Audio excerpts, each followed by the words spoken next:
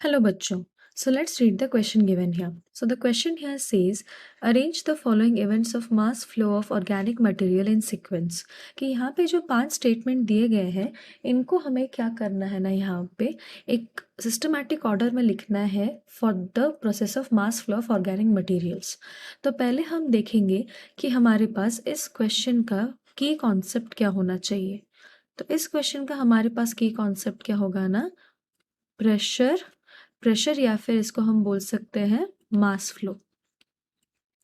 तो पहले अगर हम देखें तो इन सारे स्टेटमेंट में से पहले आएगा स्टेटमेंट 2. स्टेटमेंट 2 में क्या गिवन है ना, फूड इज सिंथेसाइज्ड. तो मतलब खाना पहले क्या होता है, बनता है ट्रांसपोर्ट होने से पहले. और खाना कहाँ पे बनता है, लीफ में बनता है इन द क्लोरोप्लास्ट. और फिर कैसे बनता है ना, in the form of glucose वो बनाया जाता है. फिर है यहाँ पे नेक्स्ट होगा इसके बाद 1, स्टेटमेंट 1 कि शुगर जो होता है फिर ये ग्लूकोज बनने के बाद इसका क्या होता है ना, ट्रांसपोर्ट होता है. और transport cell to cell manner में होता है, पहले लीफ में होता है क्योंकि पहले लीफ में ही खाना प्रेजेंट होता है. फिर नेक्स्ट आएगा नंबर 5 कि सॉल्यूट्स, मतलब ये जो ग्लूकोज है वो क्या कन्वर्ट हो जाता है ना, सुक्रोज में कन्वर्ट होने के बाद क्या होता है ना, ट्रांसपोर्ट होता है हमारे सीव ट्यूब एलिमेंट्स में.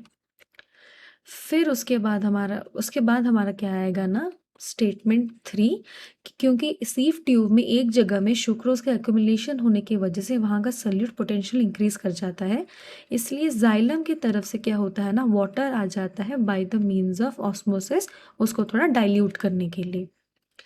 फिर सबसे लास्ट में आएगा नंबर 4 कि फिर उसके बाद क्या होता है ना, वाटर से उसका डाइल्यूशन हो जाने के बाद फिर जो डाउनवर्ड मूवमेंट होता है शुगर का उसी फ्लोएम के सीव ट्यूब में. तो यहाँ पर अगर हम देखें तो करेक्ट सीक्वेंस यहाँ पे क्या होगा, इट विल बी 2 1 5 3 एंड 4. और ये वाला कॉम्बिनेशन कौन सा ऑप्शन सेटिस्फाई कर रहा है, that is option B. Hope you understood it well. Best of luck.